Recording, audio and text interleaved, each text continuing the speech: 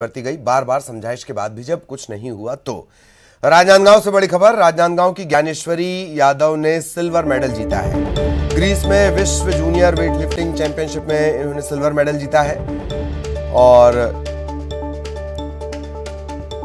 ये तस्वीर भी ग्रीस में दरअसल विश्व जूनियर वेट लिफ्टिंग चैंपियनशिप का आयोजन हुआ है। इसमें राजनांदगांव की ज्ञानेश्वरी ने हिस्सा लिया और सिल्वर मेडल जीतकर दूसरे नंबर पर वो रही। राजनांदगांव की ज्ञानेश्वरी यादव। ग्रीस में विश्व जूनियर वेट लिफ्टिंग चैंपियनशिप चल रही थी, उसमें ज्ञानेश्वरी ने सिल्वर मेडल जीता है।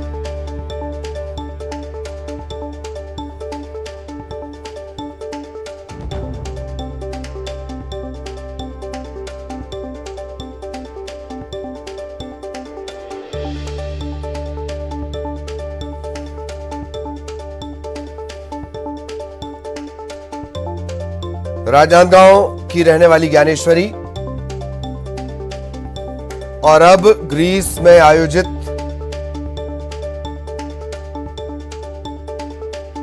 वर्ल्ड जूनियर वेटलिफ्टिंग चैंपियनशिप की सिल्वर मेडलिस्ट बन गई हैं। देश का मान ज्ञानेश्वरी ने बढ़ाया है।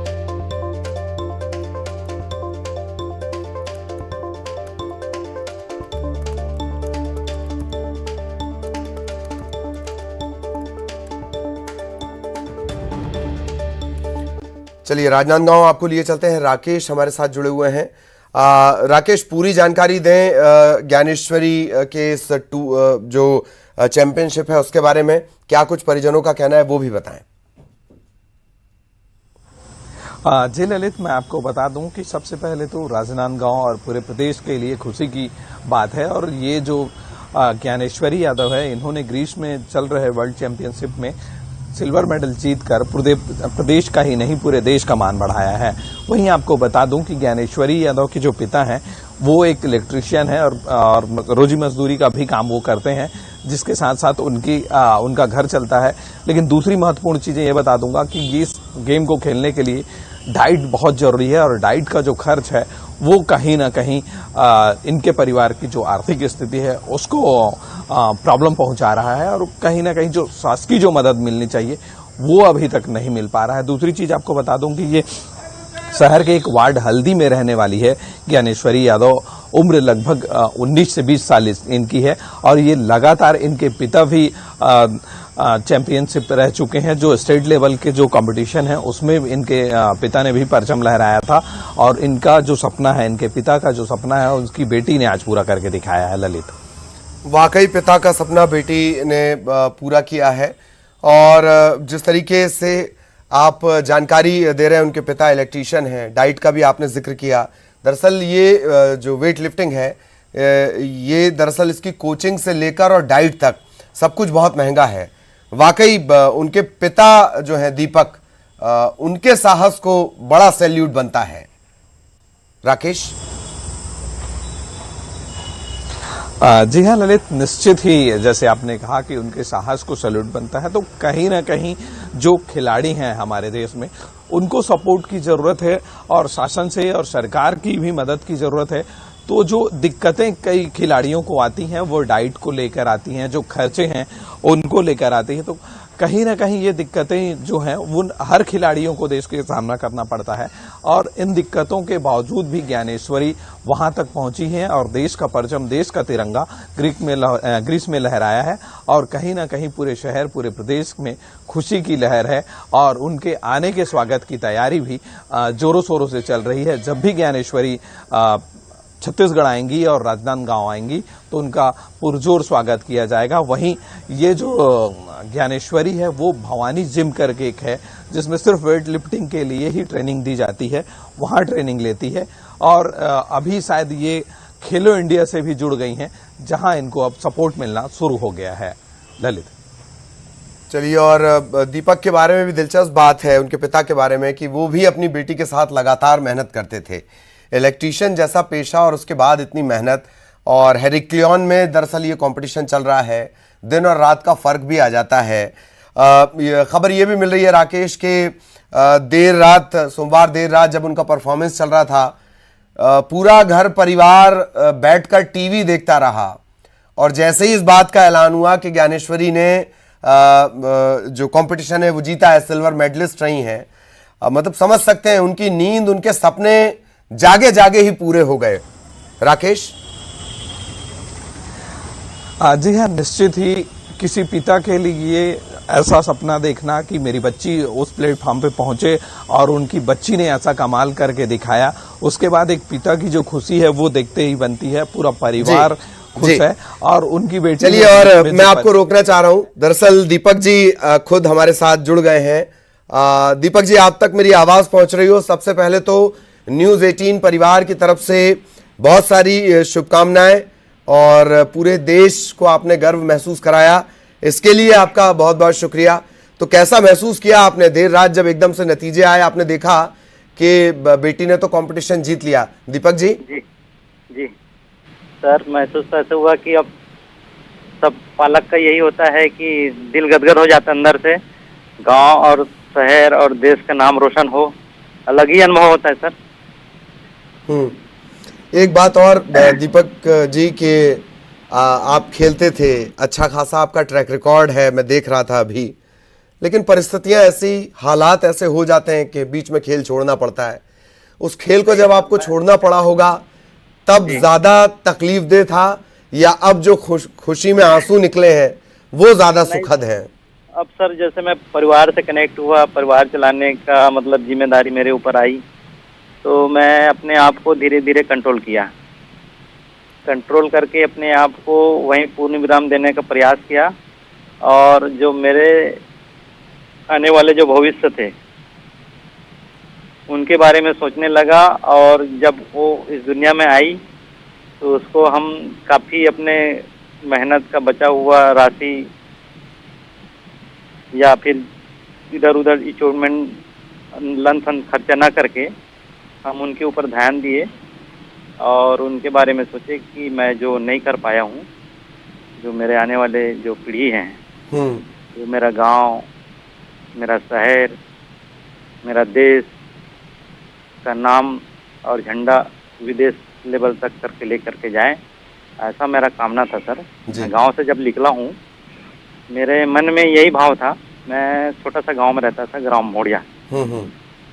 वहाँ से मैं बच्चे लोग का एजुकेशन साइकिल से मतलब गायत्री स्कूल लेके आता था मैं जी।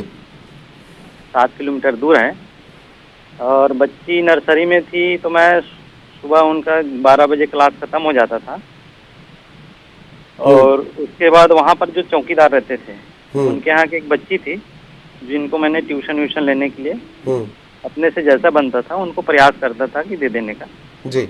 बच्ची इनको थोड़ा सा आप संभालिएगा और टिफिन विफिन लाए रहते थे, उन्हीं के यहाँ भोजन वोजन करके मेरा ड्यूटी खत्म करते तक मतलब कैंपस में ही रहते थे उन लोग।